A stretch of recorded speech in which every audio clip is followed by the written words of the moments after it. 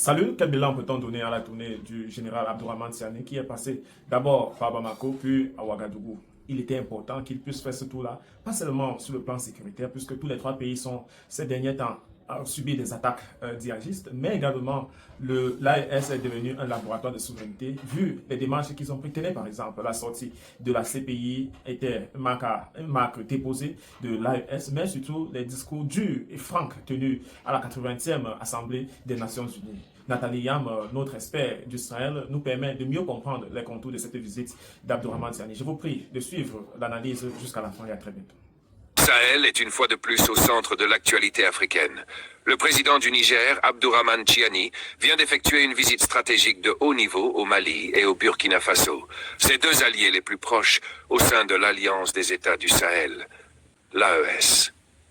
Officiellement, ces rencontres portaient sur la sécurité. Mais en réalité, les discussions allaient bien au-delà. Elles touchaient à la souveraineté, à l'indépendance et à l'avenir politique de la région. Dans le même temps, l'activiste Nathalie Yamb a fait sensation sur X en saluant les avancées déjà réalisées par l'AES, notamment le retrait de la Cour pénale internationale. Elle a également évoqué les prochaines étapes: sortir du franc CFA, aller vers une union politique plus profonde et résister aux dictats climatiques imposés par l'Occident. Alors, une question s'impose. L'AES est-elle sur le point d'ouvrir un nouveau chapitre, marqué par la souveraineté, l'unité fédérale et la puissance énergétique? Partie 1. La visite stratégique de Tiani. La tournée du président Tiani n'était pas une mission diplomatique ordinaire. Ses rencontres avec le colonel Assimi Goïta à Bamako et le capitaine Ibrahim Traoré à Ouagadougou avaient un message clair. Le Sahel fait bloc. La sécurité a été au cœur des échanges, car les trois pays font face à des attaques terroristes régulières. Mais plutôt que de dépendre des forces étrangères, les dirigeants de l'AES veulent construire leur propre système collectif de défense. Au-delà du militaire, cette visite a montré que l'Alliance vise désormais un projet plus vaste, poser les bases d'une souveraineté intégrale face aux pressions extérieures. Partie 2, la déclaration de Nathalie Yamb.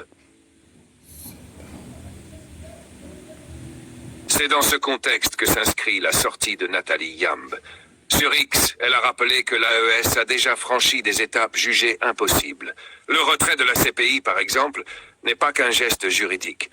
C'est une rupture symbolique avec une institution accusée de cibler l'Afrique, tout en fermant les yeux sur les crimes des grandes puissances. Pour elle, c'est la preuve que l'Alliance est capable d'oser. Et dans son message, elle a exprimé l'espoir que d'autres combats, comme la sortie du franc CFA et l'intégration politique, se concrétiseront bientôt. Partie 3. La question du franc CFA, 1,30. Le franc CFA reste l'un des symboles les plus contestés du néocolonialisme. Cette monnaie lie directement 14 pays africains au trésor français, limitant leur marge de manœuvre sur la politique monétaire. Beaucoup dénoncent un système qui profite davantage à Paris qu'à l'Afrique. Pendant longtemps, les dirigeants qui osaient remettre en cause le CFA étaient isolés ou renversés. Mais aujourd'hui, la donne change. Avec plus de 70 millions d'habitants et des ressources immenses, or, uranium, coton, énergie solaire, le bloc AES pourrait réussir là où d'autres ont échoué. Si le Niger, le Mali et le Burkina Faso décident ensemble de quitter le CFA, l'impact serait historique. Création d'une monnaie pensée par les Africains, pour les Africains, libérée de toute tutelle extérieure. La récente tournée de Tiani peut donc être vue comme une première étape vers cette rupture décisive. Partie 4. Vers une union fédérale. Mais les ambitions de l'AES ne s'arrêtent pas à la monnaie. Certains analystes envisagent déjà l'émergence d'un véritable État fédéral. Goïta, Traoré et Tiani parlent sans cesse d'unité et de destin commun. Dans un contexte de crise sécuritaire et économique, l'idée de fusionner leur souveraineté n'est plus une utopie. Un État fédéral du Sahel disposerait d'une armée unifiée, d'une économie coordonnée et d'un poids diplomatique accru face aux grandes puissances. Même si ce projet reste encore théorique, son évocation seule prouve que l'AES est en train de redéfinir les contours de l'intégration africaine, selon ses propres termes. Partie 5. La souveraineté énergétique et climatique.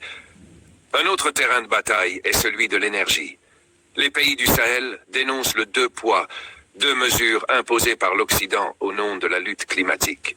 Alors que les pays industrialisés continuent d'exploiter pétrole, gaz et nucléaire, l'Afrique se voit souvent interdire l'accès à ses propres ressources. Le paradoxe est frappant. Le continent ne produit que 4% des émissions mondiales, mais il subit les restrictions les plus sévères. Face à cela, l'AES mise sur l'indépendance énergétique. Le Niger veut valoriser davantage son uranium. Le Burkina Faso investit dans l'hydroélectricité et le solaire. Le Mali cherche à diversifier ses partenariats énergétiques. Pour leurs dirigeants, il ne s'agit pas seulement d'un choix économique, mais d'un acte de résistance face aux dictats climatiques qui empêchent l'Afrique de se développer librement. Partie 6. Un nouveau chapitre pour l'AES. Mis bout à bout, ces choix traduisent une volonté claire, écrire une nouvelle page de l'histoire africaine. L'AES veut montrer que la souveraineté n'est pas un simple slogan, mais un programme politique. Sortir des tutelles judiciaires, briser les chaînes monétaires, revendiquer ses ressources et pourquoi pas construire un État fédéral. Le chemin sera semé d'embûches, pression diplomatique, sanctions économiques, tentatives de déstabilisation. Mais pour de nombreux Africains, l'AES incarne déjà une certitude, celle que des alternatives sont possibles et que l'Afrique peut tenir debout par elle-même. Ou trop. Alors, l'AES franchira-t-elle vraiment le pas vers la sortie du franc CFA? Un État fédéral du Sahel verra-t-il le jour? Et ces nations réussiront-elles à exploiter leurs richesses sans subir de dictats extérieurs? Les réponses ne sont pas encore écrites. Mais une chose est sûre, le Sahel n'est plus seulement une zone de crise.